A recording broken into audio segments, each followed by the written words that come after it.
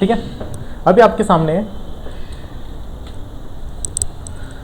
Drawings requirement, तुमच्यासमोर drawings requirements आहे. तर आता ज्यावेळेस आपण स्ट्रक्चरल कन्सल्टंटला जॉब अप्लाय करू किंवा स्वतःची कन्सल्टन्सी आपण स्टार्ट करू, तर काय महत्त्वाचं आहे, पहिले आर्किटेक्टकडून काय काय लागणार आपल्याला, आर्किटेक्चरल सँक्शन प्लॅन, ठीक आहे, लाईकच प्रेझेंटेशन प्लॅन. प्रेझेंटेशन प्लॅन लागेल. प्रेझेंटेशन प्लॅन का बरं? प्रेझेंटेशन प्लॅनमध्ये रूम साईज तर सँक्शन प्लॅनमध्ये राहतच, प्रेझेंटेशन प्लॅन लागेल. प्रेझेंटेशन प्लॅनमध्ये ज्या ठिकाणी तुमचा सोफा येणार आहे, टी व्ही येणार आहे, तो जो प्लॅनमध्ये प्रॉपर सँक्शन प्लॅनमध्ये जो आपण पुटअप करतो तर त्याला म्हणा प्रेझेंटेशन प्लॅनमध्ये. तर त्याचा प्रेझेंटेशन प्लॅन आहे, तर तो काय गरजेचा आहे, तर त्याच्यानुसार आपण कॉलम जे आहे ते शिफ्टिंग करू शकतो. कॉलम शिफ्टिंग करू शकतो आपण प्रेझेंटेशन प्लॅननुसार. जर शक्य असेल तर शिफ्टिंग करायची कॉलम पोझिशन, आणि नसेल शक्य तर आपण एक आर्किटेक्टला तेवढ्या गोष्टी पाठवून की त्याला सांगायचं की इथं कॉलम मला लागणार आहे, स्ट्रक्चर वरती बीम कॉलम फ्रेमिंग माझी त्या ठिकाणी येणार आहे, तर मी तो कॉलम रिमूव्ह करू शकत नाही. ठीक आहे. मग ते ना त्याच्यामध्ये ॲडजस्टमेंट करायला लागेल. त्यानंतर location of underground water tank लागणार आहे. तर एक दुसरं की लोकेशन का बरं, आता आमच्या वेळेस काय झालेलं आहे, रिक्वायरमेंट्स का होते की कॉलम जी फुटिंग आहे, फुटिंगचं टॉप आणि फुटिंगचं फुटिंग बॉटम आणि water tank raft, water tank बॉटमला जी वॉटर टँक आहे त्याचा राफ्ट, दोघं एकच लेवललाच होते. पण व्हेरी बॅड प्रॅक्टिस, दोघं पण एकाच लेवलला पाहिजे. मग ॲक्च्युअली प्रॅक्टिस खूप खराब येते. तर दोघं एकाच लेवलला नको. लिकेजचं जर झालं तर तुम्हाला दोघांना मग प्रॉब्लेम येऊ शकतो. लिकेजवरून जी फुटिंग आहे त्याच्यावर तुमचं पाणी साचू शकतं किंवा लिकेज थ्रू, क्रॅक थ्रू तुमचं ते फुटिंगला इम्पॅक्ट करू शकतं. तर त्यासाठी वॉटर टँकची लोकेशन तुम्हाला भेटून गेली एकदाचे. तर मग वॉटर टँकपासून आणि जी फुटिंग आहे तर दोघांमध्ये काहीतरी गॅप ठेवू शकतो. जर जास्त आपल्याकडे साईज जर असेल, साईटवर जर की साईड मार्जिन वगैरे सोडतो, तर ती साईटवर जागा असेल तर आपण त्याची लोकेशन चेंज करू शकतो. तुम्हाला दाखवतो. कॉलम पोझिशन आणि बीम ग्रिड, आर्किटेक्टकडून कॉलम पोझिशन आणि बीम ग्रिड सँक्शन पाहिले, कन्फर्म फ्रॉम दी आर्किटेक्ट. असं का बरं? कॉलम पोझिशन सगळ्यात महत्त्वाचे, जे की आपण उद्यापासून पाहणार आहे. कॉलम पोझिशन आणि बीम ग्रिड, कॉलम ओरिएंटेशन पण गरजेचं आहे. तर कॉलम ओरिएंटेशन त्यांना लागेल की वॉलमध्ये मर्ज पाहिजे, इथं खटकी पडते, इथून नको. मग ते आपल्याला दोघांना विचार करायचा आहे, architecture purpose, structure point of view. त्यानंतर नेक्स्ट लागेल जिओटेक्निकल रिपोर्ट लागेल. हे पण कोणी काढतं, कोणी नाही करत. मोठा प्रोजेक्ट असेल तर जिओटेकचा रिपोर्ट लागणार. तर सॉईल बेरिंग कॅपॅसिटी किती, HBC किती चेक करणार. जर की नसेल तर मग जो बाजूला एखादं स्ट्रक्चर उभं झालं असेल आपलं, मग आपण त्यांना विचारू शकतो की तुमची जी फाउंडेशन आहे ते किती डेप्थला लागले ते, आणि सॉईल कशी, ते आपण एकदा विचारू शकतो. त्यानंतर RCC ड्रॉईंग, स्ट्रक्चरल इंजिनिअरला काय लागते, स्ट्रक्चरल इंजिनिअरकडून काय काय गोष्टी आपल्याला आर्किटेक्टला द्यायला लागतात. त्यातलं पहिलं तर येईल तर कॉलम पोझिशन आणि बीम ग्रिड तर लागेलच आपल्याला, कन्फर्म पाहिजे.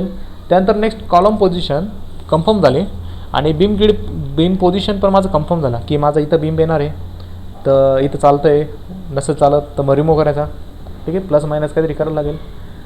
तर त्याच्या बेसिसवर आपण जे ॲक्च्युअल लोडिंग येणार आहे, जे ट्रान्सफर लोड ट्रान्सफर मेंबर आहे, मग त्याच्या रिगार्डिंग आपण फाउंडेशन ड्रॉईंग देऊ. ठीक आहे. फाउंडेशन ड्रॉईंग नंतर excuse me, please move to yourself.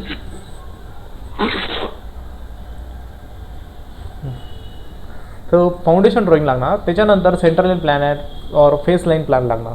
तर फाउंडेशन ड्रॉईंगमध्ये ज्या कॉलम पोझिशन फायनल होईल तर सेंटर लाईन खूप गरजेची आहे. तर साईटवर जो लाईन आउट प्लॅन म्हणतो, तर तो लाईन आउट प्लॅन, त्यासाठी सेंटर लाईन प्लॅन आणि लाईन आउट प्लॅन जवळपास सारखंच म्हणणार याला. लाईन आउटमध्ये बाकीचे जे कंपाऊंड वॉल वगैरे ते पण शो होणार. तर सेंटर लाईनमध्ये कॉलमचे पोझिशन किती डिस्टन्सवर आहे ते पण पाहू आपण. नंतर ground and plinth level floor plan लागणार, प्रत्येक फ्लोअरनुसार आर्किटेक्चर रिलेशन शो करणार त्याच्यामध्ये. आणि स्टेअरकेस कॅप म्हणजे स्टेअरकेसच्या वरती जो कवरिंग शेड राहतो तर त्याला म्हणणार स्टेअरकेस कॅप लेवल, जो की त्याच्यावर आपण वॉटर टँक पण रेस्ट करतो. ठीक आहे. त्यानंतर underground and overhead water tank, या गोष्टी पण आपल्याला डिझायनिंगला द्यायला लागतात. ठीक आहे. नेक्स्ट आता मी तुम्हाला मेन स्लाईड ओपन करतो.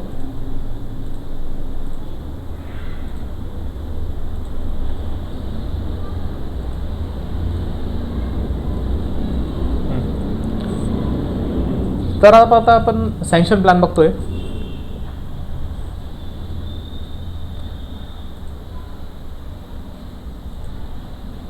सँक्शनिंग प्लॅनमध्ये काय काय गोष्टी, आता हा माझा लाईव्ह प्रोजेक्ट आहे जो की इगतपुरीला आहे. त्याचं आता ग्राउंड लेवल चालू आहे प्रोजेक्टचं. तर मग त्याच्यावर सँक्शन प्लॅन लागणार. रूमची साईज, डोअर साईज, म्हणजे कोणत्या पोझिशनला डोअर येतो आहे तर आपल्याला त्याचं कॉलम पोझिशन वगैरे शिफ्ट करता येतं. तर डोअर प्लॅनला लागणार. तर सँक्शन प्लॅनमध्ये प्रेझेंटेशन प्लॅन नसतो. सोफा, टी व्ही या गोष्टी याच्यामध्ये नसतात सँक्शन प्लॅनला. ठीक आहे. हा माझा इथं सँक्शन प्लॅन जो की कोणता आहे, फर्स्ट, सेकंड, थर्ड फ्लोअर, जेवढे नंबर ऑफ फ्लोअर्स असेल त्याच्याप्रमाणे. त्यानंतर बाजूला आहे माझा ग्राउंड फ्लोअर प्लॅन. तर ग्राउंड फ्लोअर प्लॅनमध्ये जस्ट पार्किंग आहे. तर पार्किंगमध्ये एक तास येतं की आपल्याला तिथं बीम टाकायचे आहे का नाही टाकायचे, हा मेन प्रश्न राहतो. जर की पार्किंग असेल तर तिथं बीम पाहिजे का नाही पाहिजे. का काही कोणी विचार करतं तिथं वॉल नाही आहे, जो की वॉलचा सपोर्ट कोण आहे, बीम आहे. तर बीम तिथं पाहिजे की नाही पाहिजे, हा मेन क्वेश्चन आता पडून राहिला आपल्याला.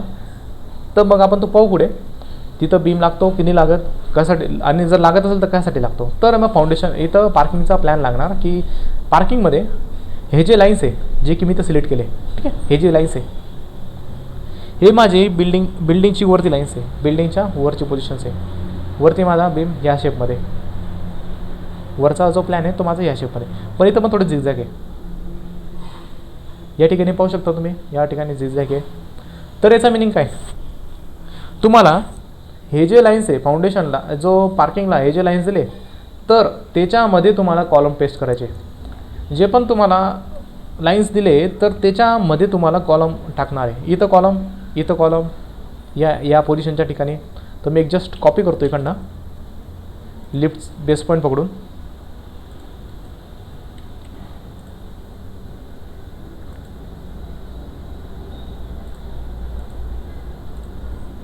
ठीक आहे. जी रेड मार्क इकडं जे जर सिलेक्ट केले तर जो रेड मार्क आहे तर तुम्ही पाहू शकता की याच्यामध्ये मला कॉलम लागणार. याच्यामध्ये काहीतरी या साईडला कॉलम लागणार या अशा पोझिशनमध्ये.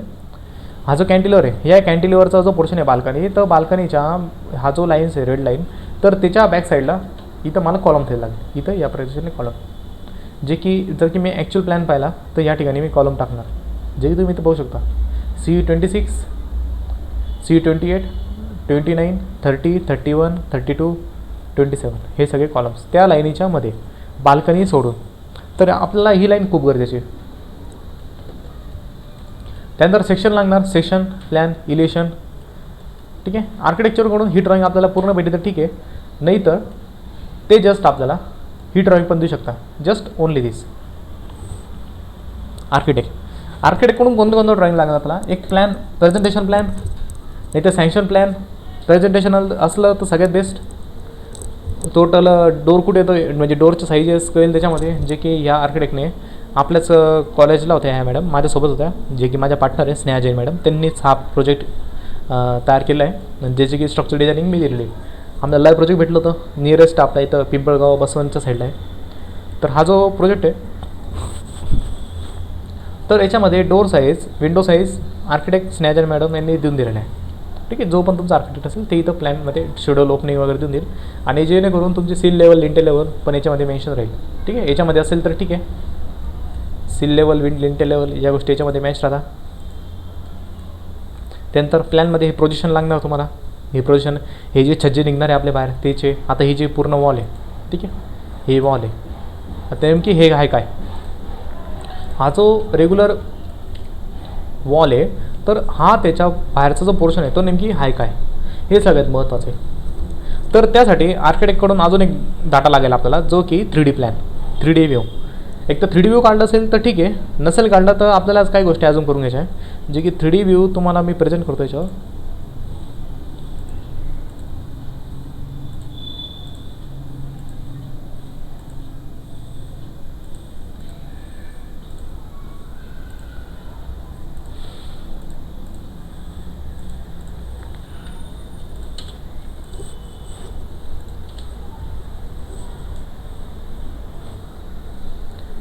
एव्हरीबडी कॅन सी, हा जो एक्सटर्नल पोर्शन आहे हा स्नेहजरी मॅडमनंच काढला आहे आर्किटेक्टकडून. मग ते त्यांच्याकडून त्यांनी आपलं जर की कलिगने काढलं असेल तर बेस्ट आहे. त्यांना आपण विचारपूस करून ते जे लेवल्स आहे म्हणजे हे जे एक्सटर्नल वॉल्स आहे तर त्याची वॉल काय तर आपण देऊ शकतो. जो की तुम्ही पाहू शकता हा जो इथं वॉल आली तो नेमकी वॉलचा आहे तो रेस्टिंग कशावर आहे हा मेन प्रश्न होतो. ही जी वॉल आहे तर ती नेमकी रेस्ट कशावर राहील. इथं काहीतरी अरेंजमेंट करायला लागेल आपल्याला स्टीलची स्लॅब वगैरे काहीतरी तर इथं अरेंजमेंट करायला लागेल. तर इथं हे जे वॉल आहे तर रेस्ट करायला इथं काहीतरी पोझिशन लागेल आपल्याला. हे पूर्ण बाहेर आलं आहे किती 150 mm ने. तर आपल्याला आर्किटेक्चरल 3D व्ह्यू झाला. तर आर्किटेक्चरल 3D व्ह्यू तिघं व्ह्यूजने आपण पाहू शकतो. हे गुगल स्केचमध्ये काढलेलं ठीक आहे. याच्यामध्ये हे प्लॅन्स हे रेविट सॉफ्टवेअरमध्ये काढलेलं आहे. गुगल स्केचमध्ये पण काढला होता. तर याच्यामध्ये हे प्रोजेक्शन जे आले ते त्याच्यामध्ये लिंटेल लेवल सील लेवल दिसतं आपल्याला. Lintel level and seal level आणि फक्त याच्यामध्ये प्रोजेक्शन दिलं नाही किती बाहेर प्रोजेक्शन बाहेर निघालं आहे. तर ह्या गोष्टी आपल्याला याच्यामध्ये मेन्शन नाही. मग ते कुठं राहील प्लॅनमध्ये 2D प्लॅनमध्ये बाहेर किती प्रोजेक्शन निघाले ते आपल्याला शो होईल. आणि 3Dमध्ये नेमकी ते जे मटेरियल आहे ते नेमकी हाय कोणतं ते आपल्याला एकदा झूम करून पाहायला लागेल. जसं की हे डॉटेड आहे हे पूर्णच्या पूर्ण ब्रिकवर्कमध्ये आणि ब्रिकवर्कच्या बाहेर प्लास्टर आहे. तर हे जे डॉटेड आहे तर ते प्लास्टरच्या बाहेर केले तुम्ही पाहू शकता. आणि त्याची वॉल आहे जी मध्ये वॉल गेलेली आहे मधल्या साईडला तर त्याला ग्रूविंग केलेली याला ग्रूविंग म्हणतात. जस्ट आर्किटेक्चर जे बाहेरची इंटरनल जी वॉल आहे रेग्युलर 230ची त्याच्या बाहेरचं जे प्लास्टर आहे त्याच्या बाहेर हे ग्रूविंग केलेले आहे याला नंतर ग्रूविंग. तर आपला तो स्ट्रक्चरलचा पार्ट नाही आहे आपल्याला फक्त वॉलची लोडिंग घ्यायची आहे. आणि हे जे एक्सटर्नल वॉल आहे तर ही जी वॉल रेस्ट करण्यासाठी आपल्याला इथं काहीतरी पोझिशनवर काहीतरी एक तर अरेंजमेंट काहीतरी द्यायला लागेल ठीक. जे की आपल्याला इथं प्लॅनमध्ये दिसणार हा तो पोझिशन ठीक आहे. हा तो बाहेर जो की आपल्याला ऑटोकॅडवर मेन्शन राहील 0.15. सील लेवल लिंटेल लेवल हे जी बॉक्स आहे 3Dमध्ये आपल्याला दिसलं की ही बॉक्स विंडो आहे. तर बॉक्स विंडोमध्ये 0.45 लागेल ठीक आहे. आता हे गोष्टी झाली ही जे झालं आपल्या प्लॅनमध्ये. पण जेव्हा आपण साईटवर एक्झिक्युशन करू नेमकी आपल्याकडे त्याला हाईट नाही राहत. जेव्हा स्ट्रक्चरल प्लॅन आपण शो करतो त्याच्यामध्ये आपण हाईट मेन्शन करत नाही की लिंटेल लेवल आणि सील लेवलचा जी लेवल आहे ती कोणत्या लेवल नाही. तर डिझाईनमध्ये तर या गोष्टीला काय लागत नाही एवढ्या. हे जे आउटर पोझिशन आहे त्या तर हे जे हाय वॉल तर ते आपल्याला करायला लागेल सेक्शनमध्ये. आता आर्किटेक्टने सेक्शन दिला आहे जो की हाईट या लेवलला आपण पाहू शकतो.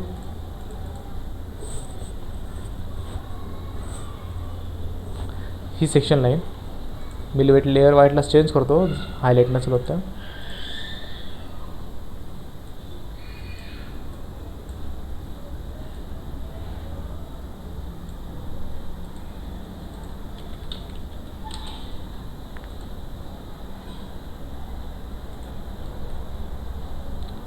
ही जी लेवल मी ड्रॉ केली आहे तर ही सेक्शन लाईन ठीक आहे. ही सेक्शन लाईन इकडनं काय काय दिसणार त्यासाठी आपल्याला सेक्शन लागणार. तर सेक्शनचा ॲडव्हान्टेज काय एक तर प्लॅन समजला आपल्याला की प्लॅनमध्ये आउटरची पोझिशन किती घ्यायची आहे तर ते आपल्याला कळणार. 3D व्ह्यूचं पण काम झालं की ते जे बाहेरचं मटेरियल वापरलं आहे ते कोणत्या टाईपचं मटेरियल आहे ते एक झालं. त्यानंतर सेक्शन का बरं लागणार सेक्शनमध्ये एक तर फिलिंग हाईट राहते. Filling height means plinth level आणि ग्राउंड लेवल ह्या दोघांमध्ये जो डिफरन्स आहे तर याला म्हणणार आपण फिलिंग हाईट. म्हणजे ग्राउंड बीम टू प्लिंथ बीमच्या लेवलमध्ये डिफरन्स किती आहे 1.2 मीटर माझी एवढी डिफरंट आहे. त्याच्यानंतर plinth level to staircase floor level त्याच्यामध्ये किती डिफरन्स आहे 3.3. तर 3.3 मीटर माझी एवढी हाईट आहे. ती किती हाईट आहे बॉट ह्या लेवलपासून. आता मॅडमने काय केलं आहे की याला 0 मॅच मार्क पकडले याला पण 0 आणि याला पण 0. तुम्ही तुमच्या पद्धतीने करू शकता. याला 0 ग्राउंड लेवलला 0 पकडू शकता. आणि प्लिंथ लेवलला किती हाईट आहे 1.2. तर इथं क्रॉस चेक करून डायमेन्शन मोजू शकता 1.2 मीटर. 1.2 मीटर राहील माझी प्लिंथ लेवल. तर इथं प्लिंथ लेवल प्लस 1.2 मीटर असं मेन्शन करू शकता. आणि फ्लो टू हाईट किती याच्यामध्ये 3.3. तर 1.2 प्लस 3.3 4.5. तर इथं प्लस 4.5. तर या पद्धतीने इथे मेन्शन करू शकता 4.5. प्लसमध्ये असेल तर वरची हाईट इलेव्हेशन वाढणार आणि मायनसमध्ये असेल तर खाली फाउंडेशनची डेप्थ किती ते आपल्याला इथं शो करणार. मग इथं तुम्ही मेन्शन करू शकता की फाउंडेशन डेप्थ एवढ्या डेप्थला भेटले. जर की नसेल माहिती तर सेक्शनमध्ये नाही दाखवलं तरी चालेल, पण ॲक्च्युअल कॉलेजमध्ये आपल्याला ड्रॉ करायला लागतं. आणि ॲक्च्युअल प्रॅक्टिस कशी राहते, खाली फाउंडेशन लेवल आपल्याला दाखवायला लागते. सेक्शन ही जी डेप्थ आहे ते किती डेप्थला आहे तर ते आपल्याला दाखवावं लागतं. का ॲक्च्युअल ज्यावेळेस मॉडेल काढू आपण ई टॅप्स आणि स्टॅड फॉरवर्ड ज्यावेळेस मॉडेल काढू तर हे हाईट खूप महत्त्वाचे आहे. जर तुमची फ्लोर टू फ्लोर हाईट वाढली, plinth level to ground level height वाढली, ग्राउंड लेवलपासून फाउंडेशन डेप्थ वाढली, तर याच्यामध्ये तुम्हाला कॉलमला स्टील मे बी चेंज होऊ शकतं. सेल्फिटमध्ये फरक पडणार, कॉलमच्या साईजमध्ये फरक पडणार, स्टीलमध्ये फरक पडणार. मे बी जर की हाईट ऑफ कॉलम जास्त असेल तर तुमचा लॉंग कॉलममध्ये शॉर्ट कॉलम टू लॉंग कॉलममध्ये कन्वर्ट होऊ शकतं. तर आपल्याला हे राहतं. आणि दुसरं सगळ्यात महत्त्वाचं पार्ट स्टेअरकेस सेक्शन. तर स्टेअरकेस सेक्शनला अरेंजमेंट कशी आहे, घराला 2 एंट्री, एक एंट्री बॅक साईडने स्टेअरकेसच्या खालून 2 मीटर हाईटला. तर 2 मीटरमधून आपण ह्युमन सहज जाऊ शकतो 2 मीटरमधून, 2 मीटरच्या हाईटने. एक तर मागून एंट्री जिन्याच्या खालून, तो ॲक्च्युअल प्लॅनमध्ये कुठे आपण तो चेक करू. somebody present the screen.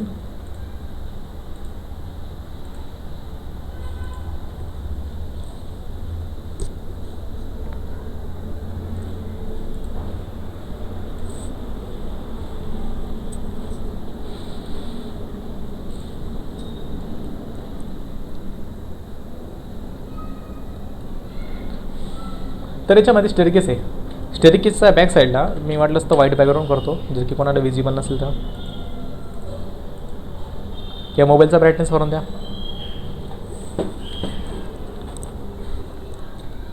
तर याच्या जी स्टेअरकेस आहे त्याच्या बॅक साईडला म्हणजे ह्या ठिकाणी एंट्री, या ठिकाणी एंट्रीच्या ठिकाणी माझी वॉल आहे, इथं डोर आहे.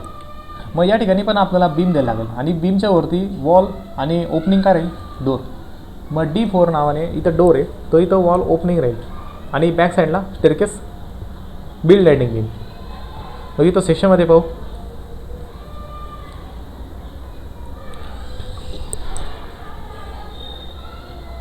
इथं 2 मीटरची हाईट, मिड लँडिंग किती बाहेर,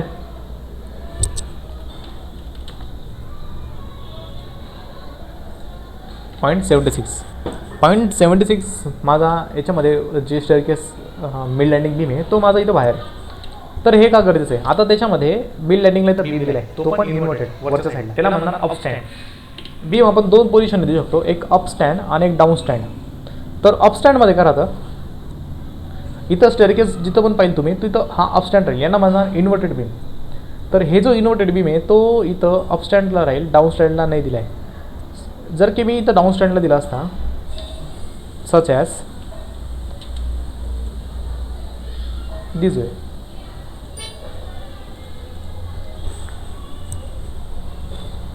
इथं मी डाऊन स्टँड दिलं असता तर त्यांना एंट्री करताना प्रॉब्लेम झाला असता, बरोबर. इथं 2 मीटर हाईट आहे तर इथं कदाचित हाईट डिक्रीज होऊन 1.77 बस एवढीच हाईट राहिली याच्यामध्ये.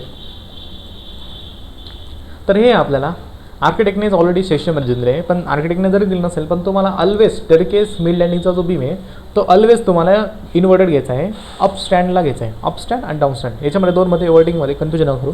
डाऊन स्टँड म्हणजे खाली जो की आपण रेग्युलर बीम घेतो स्लॅब लेवलला, डाऊन स्टँडच घेतो रेग्युलरली आपल्या घरातले जेवढे असेल तेवढे. आणि अप स्टँडला कुठं राहील फक्त स्ट्रक्चरमध्ये या ठिकाणी स्टेअरकेस मिड लँडिंगच्या ठिकाणी. तर त्यासाठी आपल्याला एक ॲडव्हान्टेज सेक्शन झाला. त्यानंतर सेकंड स्टेअरकेस कॅप, इथे सेक्शनमध्ये तुम्हाला दिसतोय हा जो पोर्शन सिलेक्टेड केलेला, हा जो स्टेअरकेसमध्ये कॅप सिलेक्ट केली आहे. तर याला म्हटलं मी staircase top slab level plus 6.6 metre. ह्या झिरोपासून किती हाईटला आहे, 6.6 मीटर हाईट आहे. Please mood.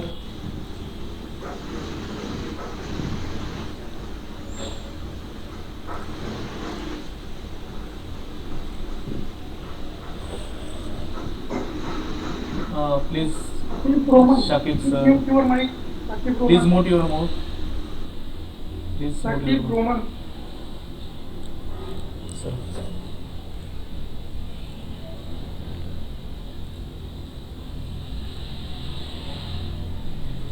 ठीक आहे. एक स्टेअरकेस कॅप, याला म्हणणार staircase cap level, staircase top slab level, किंवा याच्यावरती जर RCC वॉटर टँक असेल, याच्यावरती RCC वॉटर टँक असेल तर याला म्हणू आपण वॉटर टँक बॉटम स्लॅब. दोन ऑप्शन आहे, स्टेअरकेस कॅप और वॉटर टँक बॉटम स्लॅब असेल तर, RCC असेल तर कोणी कोणी याच्यावर सिंटेक्स टाकून देतं, तर मग ती पण कोणती राहील, कोणत्या हाईटला राहील तुमची, स्टेअरकेस कॅप लेवलला. वाय? प्रेशर, वॉटर प्रेशर चांगल्या हाईटवर राहिलं तर आपल्याला जे आहे ते कन्व्हिनियंट राहतं, तर वॉटर हाईट याच्यामध्ये जास्त भेटतं, तर म्हणून स्टेअरकेस कॅपवर राहत आहे आपल्याला. जर की रेग्युलर स्लॅब लेवल असेल तर आपल्याला ती वॉटर टँकची जी कॅपॅसिटी 1000 लिटर 2000 लिटर सिंटेक्स टाकी असेल. जर ती रेग्युलर स्लॅब लेवलला असेल तर आर्किटेक्टला आपल्याला विचारायचं आहे की स्टेअरकेस कॅपच्या वरती की रेग्युलर स्लॅबच्या वरती, कारण तिथं त्या ठिकाणी तुम्हाला वॉटर टँकची लोडिंग जी आहे तर ती मेन्शन करावी लागेल, लोडिंग ती त्या ठिकाणी घ्यायला लागेल. ठीक आहे, आपल्याला समजून घ्यायचं आहे. वॉटर टँकची ओव्हरहेड वॉटर टँक आणि अंडरग्राउंड वॉटर टँक दोघं पण आपल्याला आर्किटेक्टकडून विचारून घ्यायचे. अंडरग्राउंड जी राहील ती पोझिशनसाठी, एक तर position means size of water tank, under water tank. आणि साईज ऑफ वॉटर टँक तुम्ही इन्क्रीज डिक्रीज करू शकता. दुसरं डेप्थी जर रिस्ट्रिक्शन असेल, डेप्थला जर रिस्ट्रिक्शन असेल तर तुम्ही साईज इन्क्रीज करू शकता. आणि जर की डेप्थला रिस्ट्रिक्शन नसणार, जसं की आरशाडा मला भेटला 3 मीटरला, तर मी डेप्थ इन्क्रीज करून वॉटर टँकची जी साईज आहे ती कमी करू शकतो. ठीक आहे, असे दोघी प्लस मायनस आहे. ते पण आपल्या कंडिशन आहे, फेवरेबल कंडिशन. साईडला कंपाऊंड वॉल किती डिस्टन्स वगैरे काही ब्रेक नको त्या ठिकाणी. ठीक आहे, तो वॉटर टँक वाटे.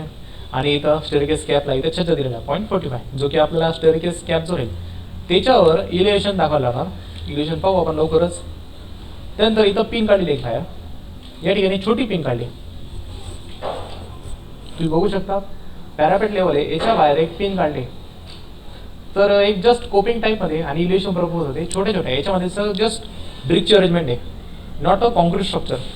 जस्ट 1.2 मीटरची पॅरापेट हाईट आहे आणि या ठिकाणी जस्ट जी ब्रिक आहे ती आपल्याला थोडी हॉरिझॉन्टलच्या वेळी वर्टिकल अरेंज करून द्यायची. त्याचं एक साईडवर लेबरचं स्किल आहे किंवा आपलं पण स्किल आहे, तर हे अरेंज करू शकतो. आपल्याला RCC कोपिंग म्हणून द्यायची गरज नाही आहे, किंवा RCC कोपिंग पण दिलं तर चालेल.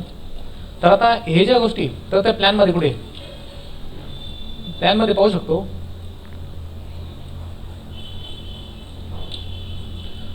रूफ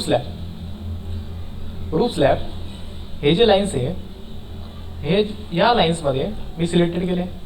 हे जे लाईन्स आहे आउटरला, तर ते माझे कोपिंग, याला मी कोपिंग म्हणणार. डायमेन्शन एकदा क्रॉस चेक करून घेऊ. 0.1 मीटरची माझ्याकडे याची कोपिंग आहे. किती, कोणत्या पोझिशनला, आउटर पेरिफेरी एवढाच पोझिशनला, फक्त एवढाच पोझिशनला. आणि हे जो पोझिशन काढलाय तर तो हाय कोणता नक्की, हा जो जास्त निघाला आहे. याच्यामध्ये पण 150ची कोपिंग दिसते काहीतरी, याच्यामध्ये पण काहीतरी कोपिंग दिसते वॉल थिकनेस. तर प्लॅनमध्ये आपल्याला हे पोझिशन पाहायला लागेल की 0.1 मीटरला की हाय काय आहे, आणि 0.3 मीटरला काय, 0.1 आणि 0.3 मीटर.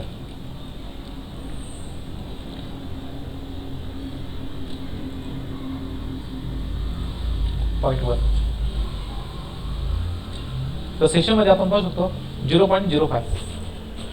तर ती जी कोपिंग दिली तर दिली ती 0.05. मग हे तर आर्किटेक्टचं चुकलं आहे. प्लॅनमध्ये दाखवली आहे 100 mm 0.1 मीटर आणि सेक्शनमध्ये 50 mm. ठीक आहे, ही जस्ट म्हणजे मुद्दामून चुकलेली आहे की त्याच्यामध्ये की आर्किटेक्ट आपल्याला फ्युचरमध्ये या गोष्टी खूप फेस करायला लागतात. तर याच्यामध्ये 100च्या ऐवजी 50ची गेली. मग आपल्याला आर्किटेक्टला फोन लावायचा आहे की नेमकी 0.05 घ्यायची आहे की 0.1 घ्यायची, हे आपल्याला एकदा आर्किटेक्टला विचारून घ्यायचं. काही डिफिकल्टीज असेल आर्किटेक्चर प्लॅनमध्ये, इलेव्हेशनमध्ये, सेक्शनमध्ये, काही प्लॅनमध्ये पूर्ण ओव्हरऑल आर्किटेक्चर ड्रॉइंगमध्ये काही कन्फ्युजन असेल तर आपल्याला त्यांना फोन लावून विचारून घ्यायचं आहे. जेवढे जास्त कॉन्डिशन ठेवेल तेवढा जास्त प्रोजेक्ट चांगला तुमचा होईल. आता फ्रंट इलेव्हेशन आहे. फ्रंट इलेव्हेशन कुठे पाहायला भेटेल तुम्हाला, हा जो वरंट आहे हा जर नेमकी इथं दिला आहे तर सेक्शनचा कट केला आहे तो आपल्या इथून केला आहे करेक्ट. फ्रंटचा जो पोर्शन आहे तो कुठे पाहायला भेटेल आपल्याला, फ्रंट इलेव्हेशनमध्ये, फ्रंट और साईड. मग इथं आर्किटेक्चरच्या प्लॅनमध्ये 4 डायरेक्शन्स दिले असतात, ईस्ट, नॉर्थ, वेस्ट, साऊथ. तर आपल्याला फ्रंटला पाहायचं आहे ईस्ट इलेव्हेशन.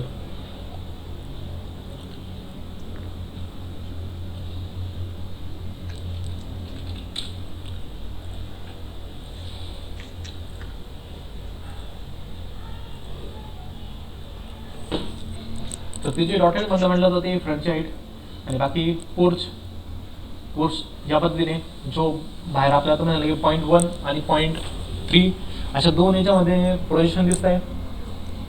तो 0.3 आणि हे म्हणजे हे डेप्थ किती आहे 0.15 प्रोजेक्शन 0.3 आणि याच्यामध्ये 0.1च्या डेप्थने विड्थ पण मेन्शन केली टॉपला साईडला. तुम्हाला म्हटलं की दोन प्रोजेक्शन याला पण सेम 0.05च्या याच्यामध्ये कोपिंग दिली सेम कोपिंग. आता मे बी तो कोपिंग राहू शकतो किंवा cantilever slab from beam bottom और बीम टॉप हे आपल्याला समजून घ्यायचं. तर ते कसं डिटर्माइन करणार कॅन्टिलिव्हर स्लॅब जर माझा कोणता पण स्लॅब कॅन्टिलिव्हर प्रोजेक्शन आपण डिटेलमध्ये उद्या पाहू सगळं ड्रॉ करणार आहे. तर हा जो स्टेरिक फ्लोर लेवल आहे या लेवलपासून जर माझा बॉटमला काय असेल तर याला म्हणणार मी कॅन्टिलिव्हर स्लॅब और पोर्च स्लॅब. पोर्चला पण आपण भरपूर ठिकाणी पाहिलं असेल पोर्चला जो स्लॅब राहतो तो डाऊन राहतो रेग्युलर स्लॅबपासून तो डाऊन राहतो. आपण स्वतःचा बंगला नक्कीच त्याच्यामध्ये असाल तर जो पोर्चचा जो स्लॅब आहे तर तो डाऊन राहतो. किती नाही याच्यामध्ये डेप्थ दिली आहे 0.23चा याच्यामध्ये संक आहे. संक म्हणजे डाऊन स्टँडला याच्यामध्ये स्लॅब घेतला आहे त्याच्यामधून प्रोजेक्शन निघालेले बाहेर. ठीक आहे. हे पण आपल्याला आर्टिकल विचारून घ्यायचं आहे की हा जो पोर्चचा जो स्लॅब आहे फ्रंटचा जो स्लॅब आहे तर तो आपला रेग्युलर स्लॅबपासून डाऊन स्टँड आहे मीन्स डाऊन आहे की रेग्युलर स्लॅब लेवल आहे. आणखी याच्यामध्ये समजून घेणं आहे की जर की रेग्युलर स्लॅबला असेल तर आपल्या स्लॅबची कंडिशन चेंज होते.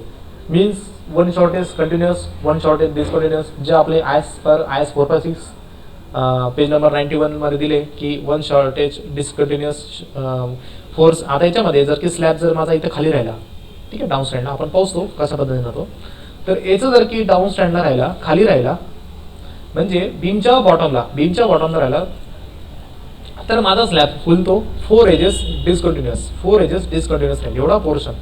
जर की मी तो स्लॅब लेवलला घेतला रेग्युलर रूफ स्लॅबला घेतला तर त्याला म्हणणार मी 1 edge is continuous main long edge is continuous अशा या पद्धतीने आणि 3 एजेस इज डिसकंटिन्युअस. आता थोडं पोर्शन इथं आहे कंटिन्युअस पण आपण इग्नोर करून 3 एजेस डिसकंटिन्युअस करू शकतो. ठीक आहे जी आपली स्लॅबची कंडिशन त्या पद्धतीने. तर जो ह्या लेवलला दिले तर तो कधी बीम रेग्युलर स्लॅब लेवल तर आहे तर मग हा जो वरती दिला पोर्शन 0.1 मीटर डेप्थने तर तो नेमकी हाय काय तर तो रेग्युलर हा जो स्लॅबचा फ्लोर दिलेला आहे तो आपला रेग्युलर बीमचा टॉप राहील. Beam top and slab top. Beam top म्हणजे staircase floor slab level terrace floor slab level.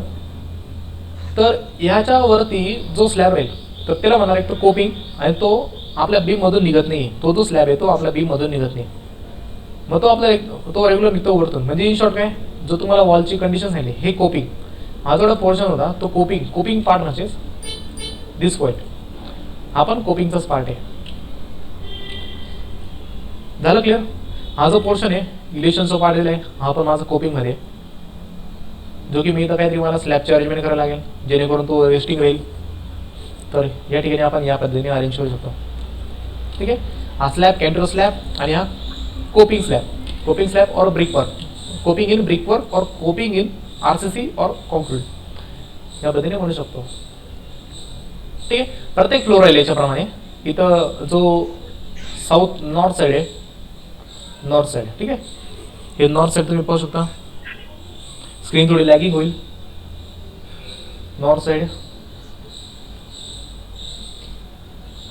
North साईडमध्ये याच्यामध्ये पण सेम दिलं आहे. बाहेर किती पोर्शन आहे हा रेग्युलर स्लॅब लेवल इथं टेरेस फ्लोअरच्या खाली इथं दिली या पद्धतीने. आर्किटेक्टने इथं बॉटमला स्लॅब दिला आहे 0.38 आणि किती बॉटमला घ्यायचं आहे 0.23 बरोबर आहे. म्हणजे मी जी कन्सेप्ट पकडलेली आहे 0.23 मीटरचा आहे तर स्लॅबचा आहे तर बॉटमला आहे किंवा संक आहे. मी जी कन्सेप्ट पकडली तिथं सेम आहे. ठीक आहे. आणि सेम इथं कोपिंग इथं इलेक्शन दिसणार की ते इलेक्शनला फक्त जस्ट लाईन दिसेल. ठीक आहे.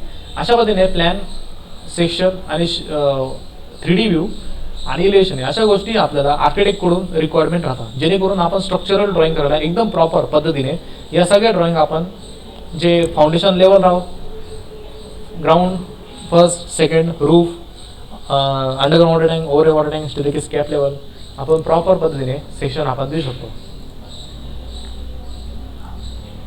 ठीक आहे. जे RCC ड्रॉइंग शीट्स आहे ते आपण उद्या पाहणार आहे. पहिले तर ग्राउंड बीम पासून पाहू. उद्याचा जो टॉपिक राहील आपला, उद्या column position, column orientation, bending मोमेंटनुसार स्टील कशी अरेंजमेंट करणार, कर्टेल बार काय, टॉप स्टील काय, एक्स्ट्रा टॉप काय, या सगळ्या गोष्टी आपण उद्याचं पाठवून घेणार आहे. ठीक आहे. आजचं सेशन आपलं आज इथं संपलंय. याच्या रिगार्डिंग कोणाला काय क्वेश्चन्स?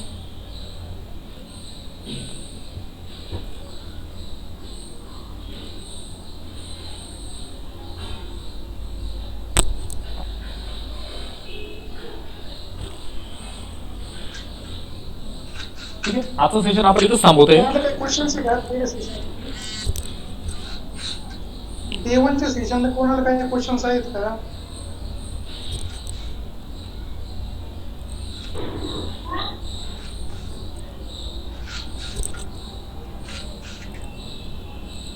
असे